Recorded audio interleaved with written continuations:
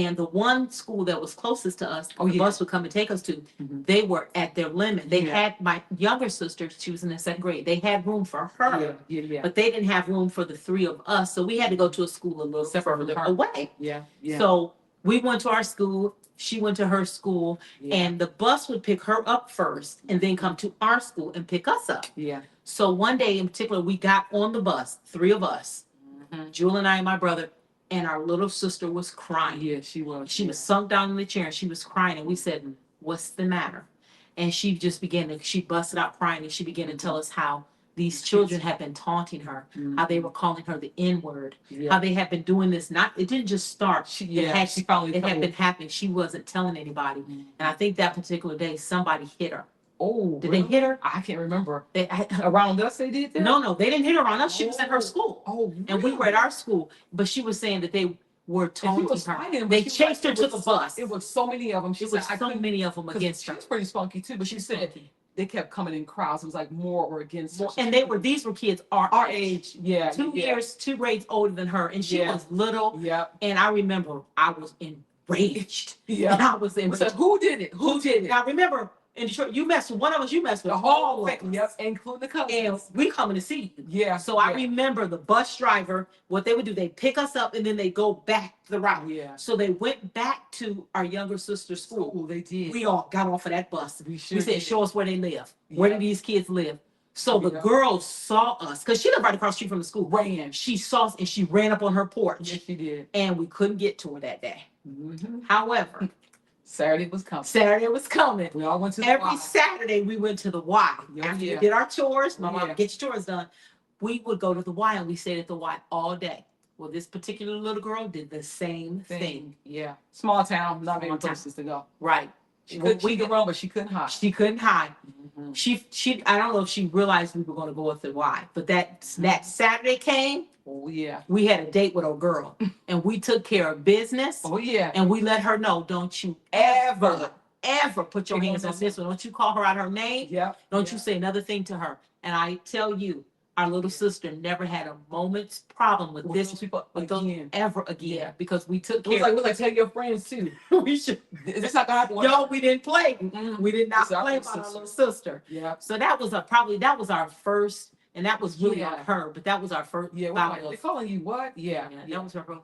And I can remember being in, like, there was something that happened to me when I was a little girl in Detroit. I was always going back and forth to the doctor. I used to have a lot of stomach pains and stomach aches. And I remember particularly one time my mom took me to the doctors.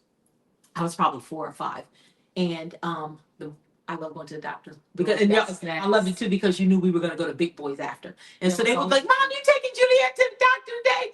They knew I was going to Big Boy. That was the thing. If you went to the doctor, you went to Big Boy. So you get your shots next month. It's Juliet's turn. I was like, "Oh." But I always had have brand new socks on, you guys, and underwear. Absolutely. We had to always have new underwear going to the doctor and socks. Absolutely. Our mom was meticulous about this. She was. But in particular, this day at the doctor's office, I remember this little girl came. It was a baby. She was anywhere from 1 year to 2 years old, and she was crying. And I remember the doctor rushed out of my room to go into the room to take care of the little baby.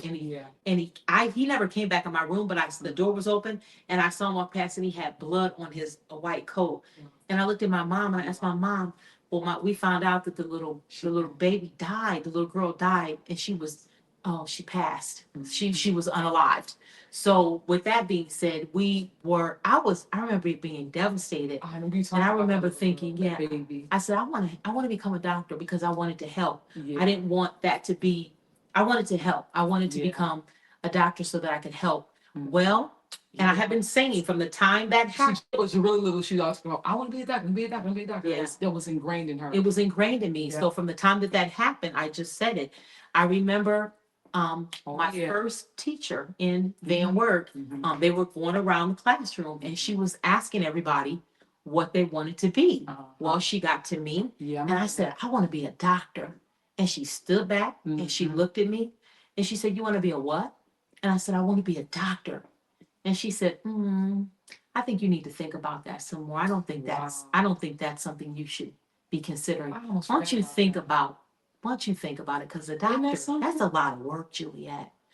And Oh wow. I didn't realize at the time that she was a dream killer. I didn't realize that. Teachers have a I didn't very realize that, and I didn't even think anything important job. about it. I didn't think anything about it, and I don't think I told my mom about it for a couple of years. Now, I did eventually tell my mom, Mom was hot. and she was so angry. And now looking back, I understand why she was angry, because here you have somebody, And you had good grades. The reason why you couldn't have become a doctor. You were always real smart. and at that point, I started saying, "Well, I don't know what I want to be." Really? I don't. Yeah, I did. I started saying, "I don't know what I want to be." But teachers have a very important job. They can either make or break a kid. That's just absolutely. But why would she say that? Like, why would she say that? She hadn't seen any black doctors. She hadn't seen any Blacks aren't doctors. They may be trades, but they're not doctors. Yeah. So, but that was a form of racism. It was. It was because all those other kids. Oh, you could be a doctor, but you. But she told me I need to think. I need to rethink that. Wow. Reconsider another line of work. So those were some things that happened. Price in a dam. Absolutely. Remember the fishing trip? Oh yeah, you guys, that was a hard one. We went fishing to there's a town outside of Van Wert, and what happened was my dad, he was just loving his fishing, so we went fishing. I remember my mom was talking to this lady. They just were talking, having a really good time. Oh, those are your children, blah blah this. They were talking. All of a sudden, this guy comes out of nowhere. Get away from them. You know what he said? The N word. And we're looking like, I'm almost like, who are you talking to? Right. And my dad said, "Oh, I'm keep on fishing." He said, "I'm not worried about him." And I mean, the more he got closer to her, the more he screamed at her, "You heard me, get away from those ends." You guys, I kid you not, he came up and he punched her in the back of her head. She fell on the concrete, and I heard like a little thud, like her skull. And I thought, did he, I didn't know. We were cops pulled up. And we were thinking, my brother, he was like, "I don't even want to fish anymore. I want to go home." Our dad was like, he's not gonna ruin my he gonna ruin my fishing trip. I'm like, he just insulted our whole family. My dad said, "Don't worry about it." He said, I had that glass bottle. If he had come even close, I was gonna knock him out. But see, he was big time to her, but of course he didn't come to us. But I'm thinking, he caught us. I mean, but it was just because he was talking to a black woman. It just zapped all the energy out of me. It did. That town never felt the same. I didn't want to go there because I heard about that town. We've had several other incidents at that town. In that town. That was about 30 minutes from where we grew up. There was another incident. We ran track. We ran track, and we did. I have to say, we were pretty fast. Jewel was really fast. She has every school record, even to this day. Really fast track runner, and we kind of gained a reputation. The Grant girls. They knew that we were really fast runners, and as we ran track, if we were coming to that town, people actually came because they wanted to see us run. So this one particular, Jewel, you should probably. Oh yeah, I was in the 100. I was always in those really quick events, right? Of course, I talk fast. She was a sprinter. I was a sprinter. So what happened is that it was a 100-meter dash. I remember that. Now there was a girl. She was white. She was really good too. She was fast and all. But I recall when we both took off and we ran. I remember me actually hitting the tape and hitting it. And the ref, it was so close. And I knew one, and she knew I won too. The guy grabbed her hand. He goes, "She won." And I was like, "She did not win. I won that." All of them were like, "No, she won it." I told my coach saw it. She was like, "Yeah, Joe, you won that." And I was like, "Yeah, fight for me." She said, "Yeah, we don't want to cause any problems. We just want to leave." I was livid. So we had nobody to advocate. Nobody advocated. My mom, they were at work, of course, but the coach just sat back. And she was like, "Well, it's not like a really big competition, Jewel." It's okay. Did. I remember that. I mean, I was hot, but I had my plan. I said, "Okay, this same girl's gonna win that 200. I left no room for error. I blew through that 200. I beat her. So they couldn't. You left her in the dust. I left her in the dust. But I was like, "How dare you?" I mean, to see that guy, remember that guy looked at me, he said, "She won." And I'm like, she lost. And I was like, wow.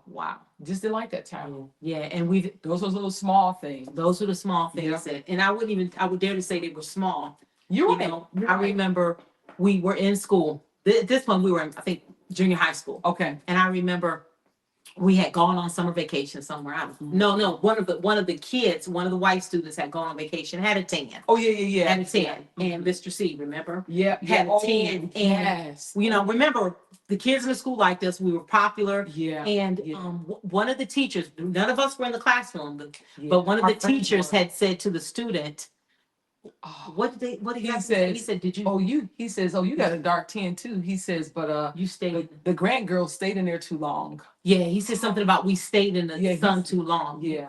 Yeah, or something like she It was looked like us. He referenced that although you were tan, but the grand girls are darker than you because they said the tanning did too long. Yeah, it was offensive. And they I mean, you as got soon as the bell rang, we had like tons of people saying, "You won't believe what he said about you." We're like, what? They were offended. They were so upset. They were like, he was complimenting another person's tan, but they said, "Hey, you know, like the grand girls, they stayed in there too long." Yeah, it was. And you guys, I'm like, okay. I was like, they was like, no. They said he had no right saying it. They were offended. They were more offended than we were. We're like, okay, whatever.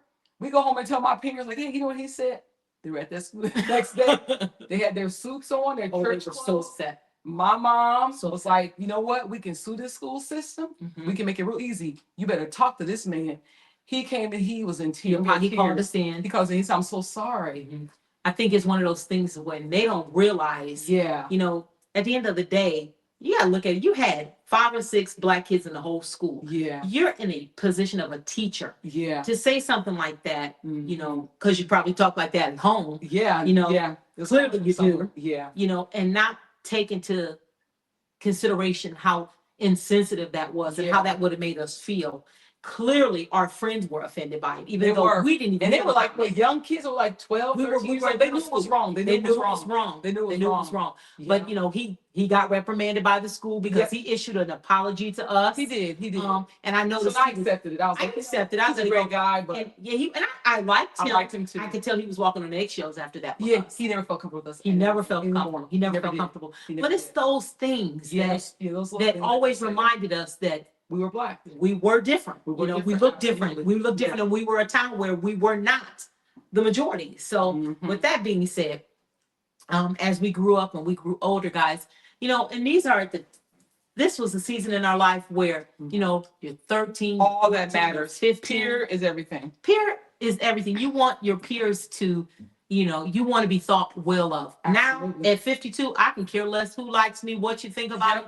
That's your problem, not mine. Your business, not my concern. Change me to please you. But when you're 14 and you're 15, it's everything. It is everything. You know, you want to be voted the homecoming queen. Yeah. You want to be voted the prom queen. Yeah. You want to feel like others think you're pretty. And I will never forget. I think it was senior year. And you know, guys, I was the only Black student in this classroom.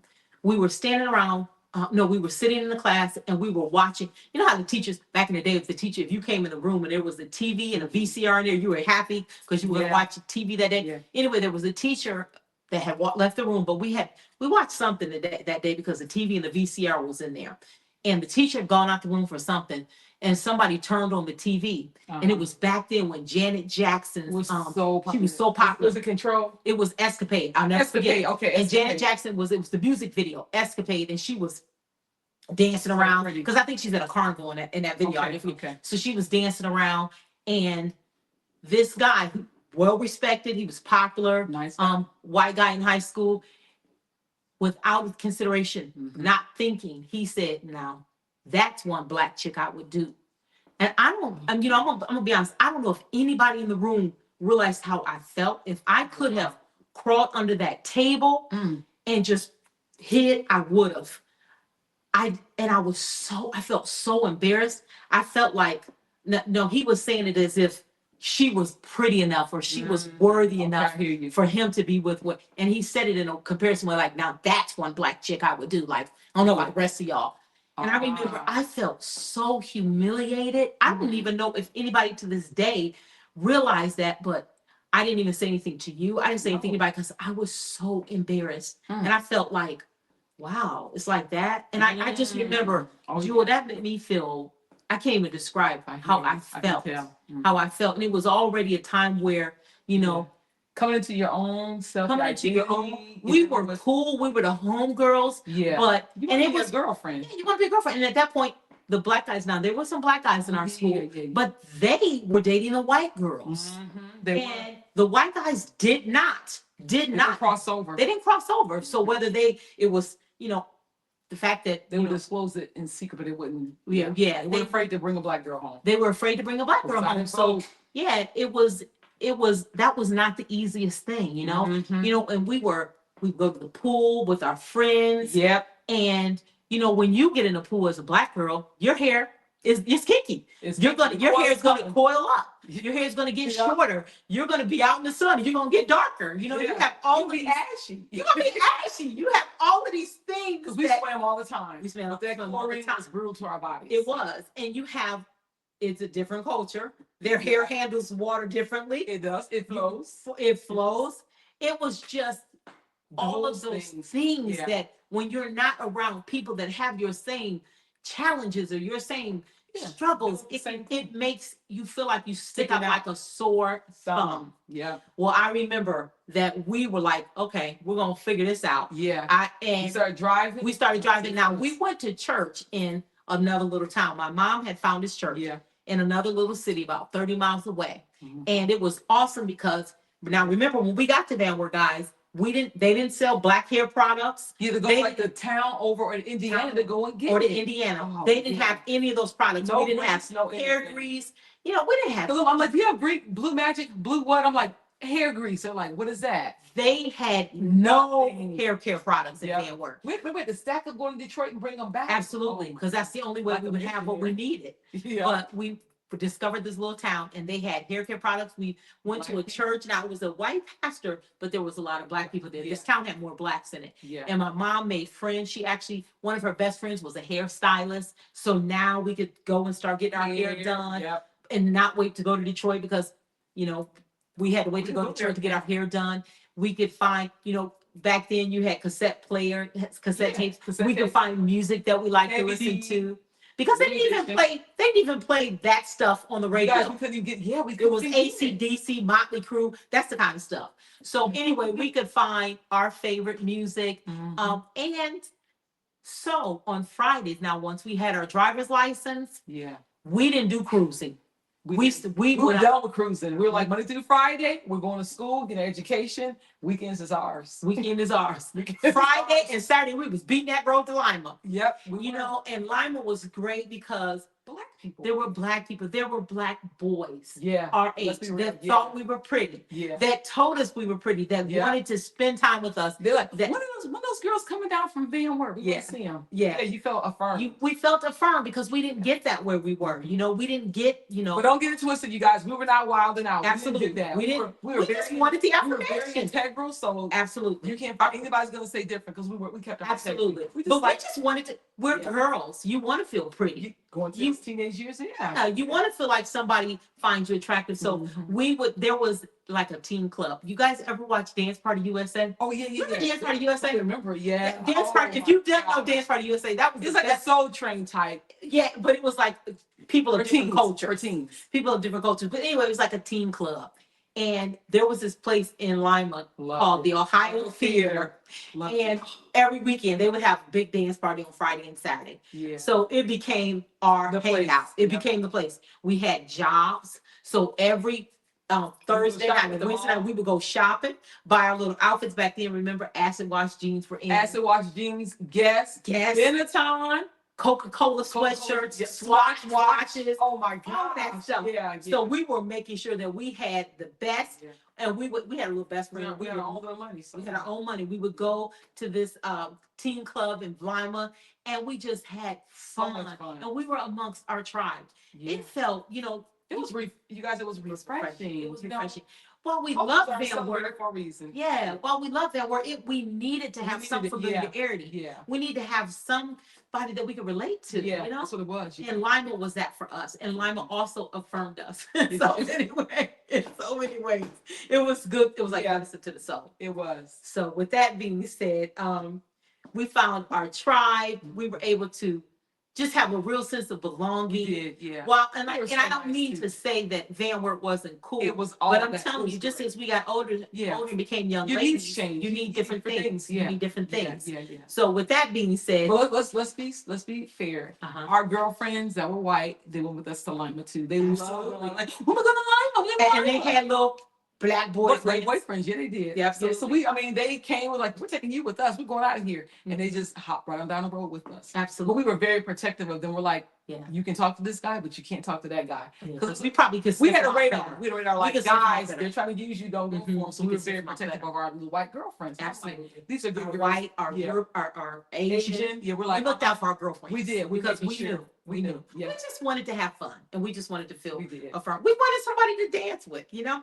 Yeah. We wanted somebody to go to prom with. That's all Yeah. it was. Yeah. But with that being said, I think that fan work, there were so many different things that Yeah. we learned our identity. We did. You know, did. we were stretched because were stretched. we had to do things we never thought we would ever do, you guys. Like gardening. We learned to work hard. We did. We learned patience because we had to be quiet fishing. Yes, yeah, we did. We learned to persevere. Yeah. You know, and I'm gonna tell you, I'll be honest with you. No, I didn't handle it well when my little sister was being bullied. I was PO. But it honestly, it became kind of, it happened a lot. So we learned how to deal with that too. Yeah, we did. We learned how to deal with that. And at the end of the day. And you know, the weirdest thing about it was, I know when I moved off to go to college, I heard one guy was just turning down the street, right, you guys? And all of a sudden he calls me, "You black." And I said, "That's all you got to say?" It didn't even faze me anymore. Yep, you're I'm right. like, dude, I said, come with something different because that does not bother me. He was like, oh. I was like, yeah, going down the street. Yeah. Because that's all you got. That's all you got. A tough exterior. That's all you got. You guys, all you got. Something different. That don't bother me. Sure. I said, you called the wrong one because that don't bother me. For sure. Because I know who I am. Absolutely. Like they say, it's not what they call you, what your answer to. That's it, Jewel. I didn't care. That's I'm it. Like, dude. I think we had become calloused, numb to it, and it was like, you know, that don't move me. Shoot your best shot. That don't move me. Yeah. So, with that being said, as we kind of wrap up today's episode, Jewel, what would you say those formative years? What would you say your life lesson was? Oh, wow, that's a good one. You know, I would say this. It's okay to go through difficult and hard times. That's okay. That makes you a better and a stronger person. Mm-hmm. It's okay to not always be accepted because you have a different kind of way you look at other people and you treat people really good because you know what it felt like to be on the other side of that.